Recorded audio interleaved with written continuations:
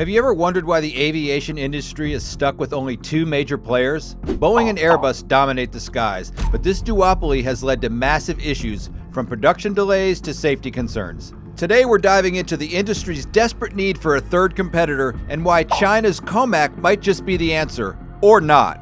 Imagine a world where two companies control nearly everything you fly in. For decades, Boeing and Airbus have enjoyed a comfortable duopoly, owning around 90% of the commercial aircraft market. This might sound like a streamlined system, but the cracks in this dominance are starting to show. Consider the consequences of such a monopoly. Fewer choices for airlines, limited competition to drive innovation, and worse, a systemic vulnerability. When Boeing stumbled with its 737 MAX crisis, the entire industry felt the tremors. This wasn't just a corporate mishap. It was a global aviation crisis that left airlines scrambling to adjust their strategies, some even delaying expansion plans indefinitely. Airbus, despite its strength, is not without its own production challenges. With demand for new aircraft soaring, particularly as travel rebounds post-pandemic, Airbus simply can't scale fast enough to compensate for Boeing's setbacks. The result? Airlines around the world are in a bind. They need more planes, but they're left waiting in a line that stretches for years. This situation highlights a glaring issue. An industry reliant on just two manufacturers is incredibly fragile. It's clear the aviation world needs a shakeup and fast, but who could step up to the plate and provide that much-needed third option?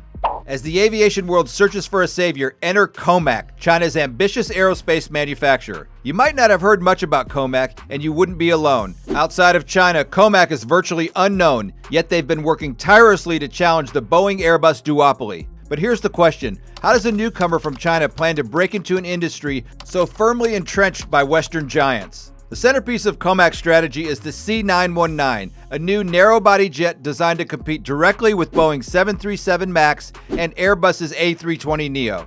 On paper, the C919 seems like the perfect solution to the industry's woes. It's a modern aircraft designed with the latest technology, or at least, that's what Comac wants the world to believe. But there's more to the story. Despite its potential, the C919 hasn't gained much traction internationally. It's like having the right key, but it doesn't quite fit the lock. Very few airlines outside China have shown interest in buying these jets. So, why is this new player taking off? To understand this, we need to look closer at the forces at play. It's easy to glance at Comac's reported sales numbers and think they're doing well. After all, the C919 has logged over 850 orders across 24 customers. That sounds like a healthy order book, especially for a company trying to carve out space in an industry dominated by Boeing and Airbus. But as with many things, the devil is in the details. Take a closer look at who's actually buying these planes. Out of those 24 customers, 23 are Chinese airlines or leasing companies, most of which are state-owned. This isn't a coincidence. It's part of a larger strategy by the Chinese government to support Comac and its mission to break the Western stranglehold on the aviation market. Essentially, the same people building the planes are also the ones buying them. The one non-Chinese customer is a small startup airline with no track record of passenger operations. This raises some serious questions about the true demand for the C919. If the aircraft were truly competitive, we'd expect to see orders from major international carriers eager to diversify their fleets, especially given the current shortages.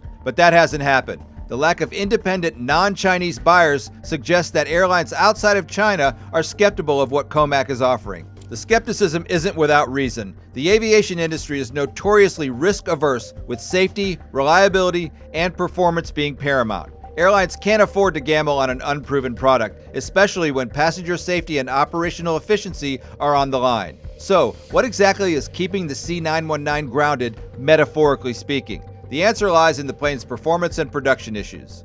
The first major hurdle for the C19 is its performance.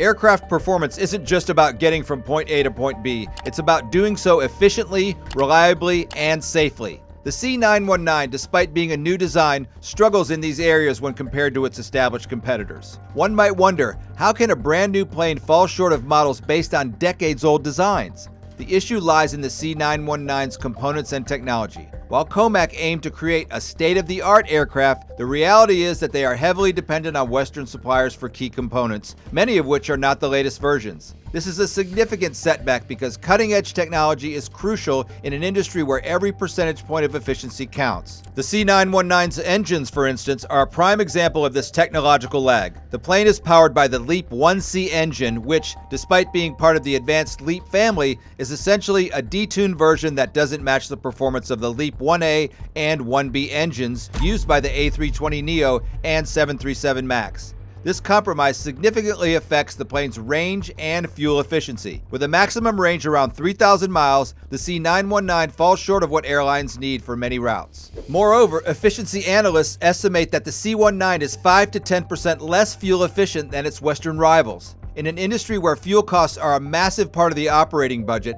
this difference isn't just a number on a spec sheet, it's a critical factor that can make or break the economic viability of an aircraft. For airlines, every drop of fuel saved translates into significant cost savings over time. So when faced with a choice between the C919 and a more efficient Boeing or Airbus model, the decision becomes clear, even if the wait times are long. But there's another issue that compounds this performance problem. Even if some airlines were willing to overlook the C919's performance shortfalls, they would hit another roadblock: production delays. The aviation industry is not like making consumer electronics. It's orders of magnitude more complex. Aircraft are intricate machines composed of millions of parts that need to be assembled with incredible precision. One small error can lead to disastrous consequences, something Boeing's 737 MAX debacle painfully illustrated. China may be a manufacturing powerhouse, but building commercial aircraft is a whole different challenge, one that Comac has yet to master.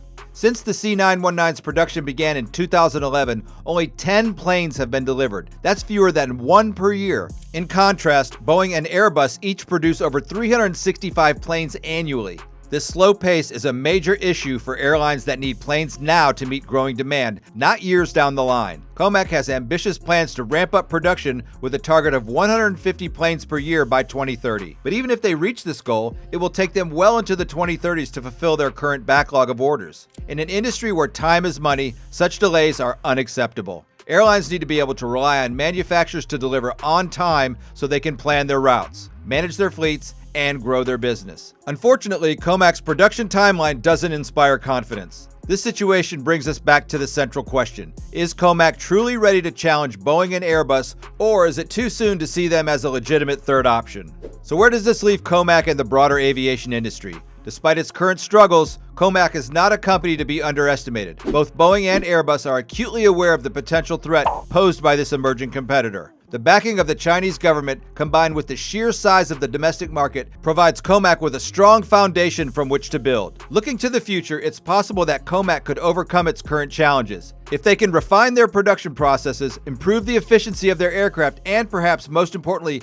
gain the trust of international airlines, Comac could very well become a major player on the global stage. The world is watching, and as the geopolitical landscape shifts, the balance of power in the aviation industry might shift with it. For now, though, the aviation industry remains dominated by Boeing and Airbus. The C919 is not yet ready to take on the giants, but that doesn't mean the story is over. In the long run, Comac's persistence and the Chinese government's determination to break the duopoly could lead to a significant realignment in the industry. So what's your take? Do you think Comac will eventually break into the global market, or will Boeing and Airbus continue to dominate the skies? Would you ever consider flying on a C-19, or does its unproven track record make you hesitate? Let us know in the comments below.